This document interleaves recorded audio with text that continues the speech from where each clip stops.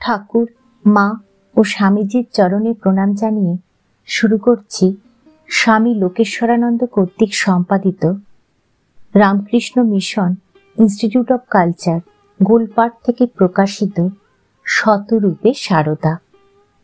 আজ পাঠ করব শ্রী রামকৃষ্ণের শক্তি।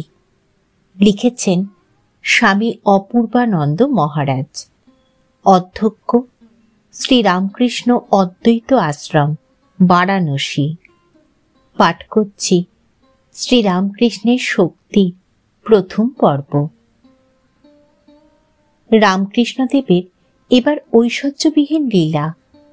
তার শক্তিরূপিণী সারদা দেবীও অবগুণ্ঠিতা, লজ্জা পটাবৃতা। শ্রীরামকৃষ্ণ যেন ছদ্মবেশে এসেছিলেন, সারদা দেবীও এসেছিলেন সঙ্গোপনে, স্বরূপ ঢেকে। শ্রীরামকৃষ্ণের জীবদ্দশায়, এমনকি পরবর্তীকালেও তার বিশেষ ভক্তদের মধ্যেও অনেকেই সারদা দেবীর স্বরূপ উপলব্ধি করতে পারেননি। তিনি পাহাড় পর্বতে তপস্যা করতে যাননি, বক্তৃতা দেননি, গ্রন্থাদি রচনা করেননি। শ্রীরামকৃষ্ণ ভক্তমণ্ডলী, এমনকি ত্যাগী শিষ্যদের অনেকের সঙ্গেও সামনাসামনি তিনি কখনো কথা বলেননি। অথচ লোকচক্ষুর অন্তরালে থেকে একটা মহাজীবনের আদর্শ কিভাবেই না তিনি জগতের কাছে রেখে গিয়েছেন। শ্রীরামকৃষ্ণ যেমন ছোটখাটো দু চারটি কথায় কোনো কোনো সময়ে নিজের স্বরূপের ইঙ্গিত করেছিলেন, তেমনি অল্প দু একটি কথা ও কাজের মাধ্যমে তার লীলাসঙ্গিনীর স্বরূপ প্রকাশের দ্বারা সারদা দেবীর জীবনের মহিমার প্রতি জগতের দৃষ্টি আকর্ষণ করেছিলেন। স্থূল দেহে, এমনকি সূক্ষ্ম দেহেও তিনি বিভিন্ন জনের কাছে শ্রী মায়ের স্বরূপ প্রকাশ করেছিলেন। তা না হলে শ্রীমা হয়তো বড়জোর একজন উচ্চকোটির সাধিকা বা সিদ্ধা রূপেই পরিচিতা হতেন। এমনকি শ্রীরামকৃষ্ণের শিষ্য বা ভক্ত মণ্ডলীও তাকে হয়তো নেহাত গুরুপত্নী রূপেই শ্রদ্ধা দেখাতেন। সারদা দেবীর সম্বন্ধে শ্রীরামকৃষ্ণ বলেছেন, ও সারদা সরস্বতী জ্ঞান দিতে এসেছে। রূপ থাকলে পাছে অশুদ্ধ মনে দেখে লোকের অকল্যাণ হয়, তাই এবার রূপ ঢেকে এসেছে। আবার বলেছিলেন, ও জ্ঞান দায়িনী মহাবুদ্ধিমতী, ও কি যেসে, ও আমার শক্তি। আবার কখনো ইঙ্গিতময়ভাবে বলেছেন, আমি কি আর লাউ শাক খাকি পুঁই শাক খাকিকে বিয়ে করেছি। এই প্রসঙ্গে স্বামী শারদানন্দের সঙ্গে জনৈক ভক্তের যে কথাবার্তা হয়েছিল সেটি এখানে উদ্ধার করা যেতে পারে। জনৈক ভক্ত: মহারাজ, ঠাকুর যে অবতার তা না হয় তার দিব্য ভাব দেখে বিশ্বাস করতে পারি, কিন্তু মা যে সাক্ষাৎ ভগবতী সে কথা মনে আনতে পারি না কেন? স্বামী শারদানন্দ: ঠাকুরকে যদি ভগবান বলে বিশ্বাস করতেই পেরে থাকো, তবে এই সন্দেহ তোমার আসে কেন? ভক্ত: আমার এই সন্দেহ কিছুতেই দূর হচ্ছে না। স্বামী শারদানন্দ: তাহলে বলো, ঠাকুরকে অবতার বলে তোমার ঠিক ধারণা হয়নি? ভক্ত বিনীতভাবে: না মহারাজ, ঠাকুরে সে বিশ্বাস আমার আছে। স্বামী শারদানন্দ দৃঢ় কণ্ঠে: তোমার তাহলে বিশ্বাস ভগবান একটি ঘুটে কুড়ুনির মেয়েকে বিয়ে করেছিলেন? শ্রীরামকৃষ্ণ সারদা দেবী সম্পর্কে যে বললেন, ও আমার শক্তি, এই শক্তি শব্দটি শ্রীরামকৃষ্ণ বিশেষ অর্থে ব্যবহার করেছেন। সাধারণত বিবাহিত পত্নীকে শক্তি বলা হয়, কিন্তু এক্ষেত্রে তিনি ব্রহ্ম ও শক্তির কথাই ইঙ্গিত করেছেন। শ্রীরামকৃষ্ণ ভগবান, সারদা দেবী আত্মা শক্তি ভগবতী, যুগাবতারের শক্তি রূপিণী, যিনি যুগে যুগে অবতারের লীলা সঙ্গিনী হন। শ্রীরামকৃষ্ণের জীবনে দেখি যে তিনি ইঙ্গিত করেছেন সারদা দেবী, সীতা এবং রাধা। পঞ্চবটিতে সাধনার সময় শ্রীরামকৃষ্ণ যখন সীতার দর্শন পান তখন তার হাতে ডায়মন্ড কাটা বালা দেখেছিলেন। পরবর্তীকালে শ্রী মায়ের জন্য ওই রকম বালা তৈরি করিয়ে সকৌতুকে বলেছিলেন, আমার সঙ্গে ওর ওই সম্বন্ধ। স্বামী ত্রিগুণাতীতানন্দকে মন্ত্রদীক্ষা নেবার জন্য শ্রী মায়ের কাছে পাঠানোর সময় শ্রীরামকৃষ্ণ বলেছিলেন, অনন্ত রাধার মায়া কখনে না যায়, কোটি কৃষ্ণ কোটি রাম হয় যায় রয়।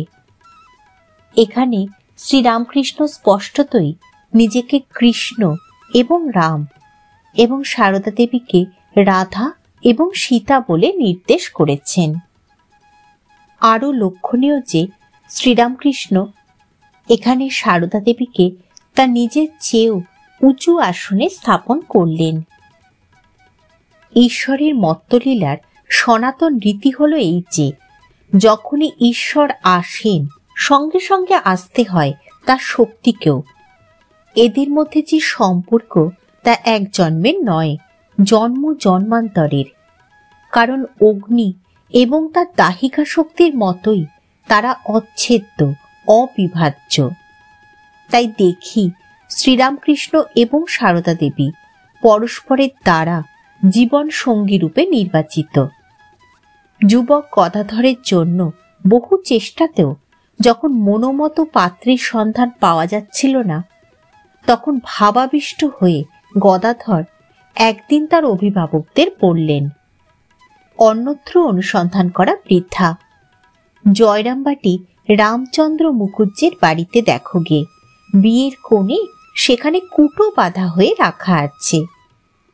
আবার অপরদিকে দেখি যে শ্রী মাও এই ঘটনার বহু পূর্বেই শ্রীরামকৃষ্ণকে তার ভাবী পতি হিসেবে চিনিয়ে দিয়েছিলেন। সারদা তখন নিতান্তই শিশু। চমকপ্রদ সেই ঘটনাটি হলো এই, সেবার শ্রীরামকৃষ্ণের সম্পর্কীয় ভাগ্নে হৃদয়রামের বাড়ি শিহরে কীর্তন ও যাত্রাভিনয়ের আয়োজন হয়েছিল।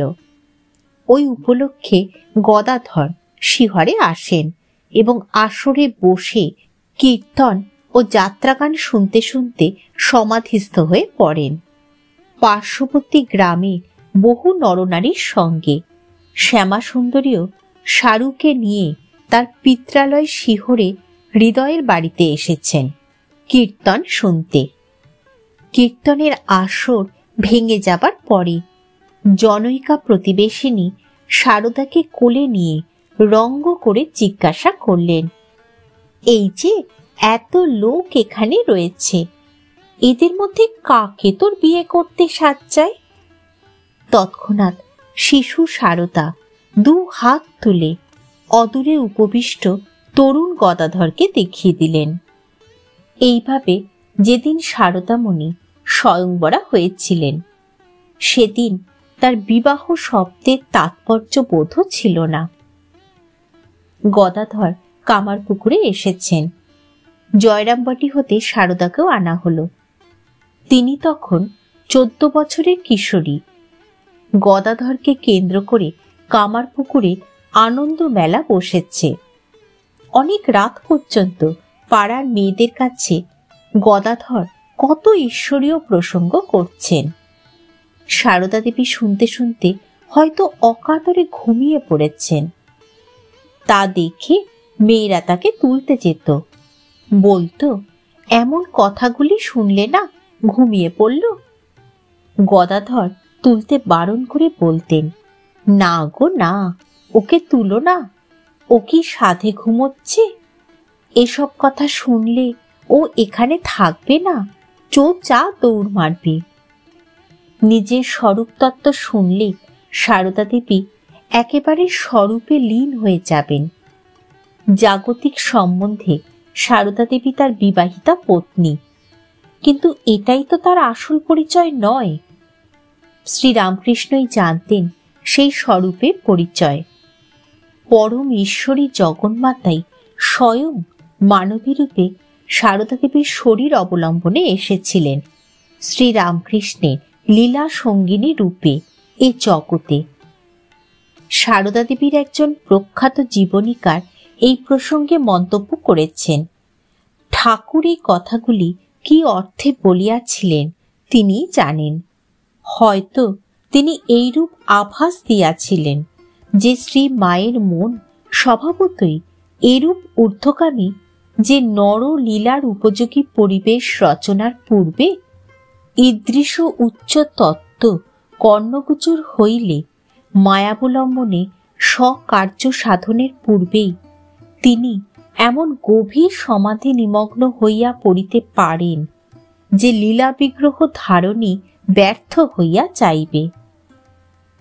স্বামী শিবানন্দকে একদিন রামকৃষ্ণদেব বলেছিলেন, ওই যে মন্দিরে মা রয়েছেন, অর্থাৎ ভবতারিণী, আর এই নহবতের মা অর্থাৎ সারদা দেবী অভেদ। সারদা দেবী একদিন শ্রীরামকৃষ্ণকে প্রশ্ন করেছিলেন, আমি তোমার কে? সহজ কণ্ঠে শ্রীরামকৃষ্ণ বলেছিলেন, তুমি আমার মা আনন্দময়ী।